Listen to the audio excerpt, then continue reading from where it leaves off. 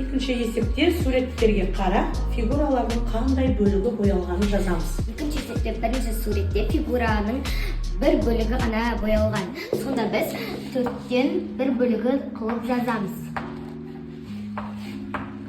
Ал енді екінші суретте 2-ден 4-тен 2 бөлігі боялған.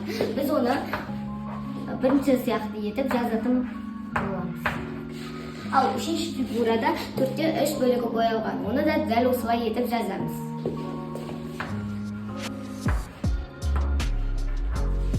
Ал енді осы бөлшектерді салыстыратын боламыз.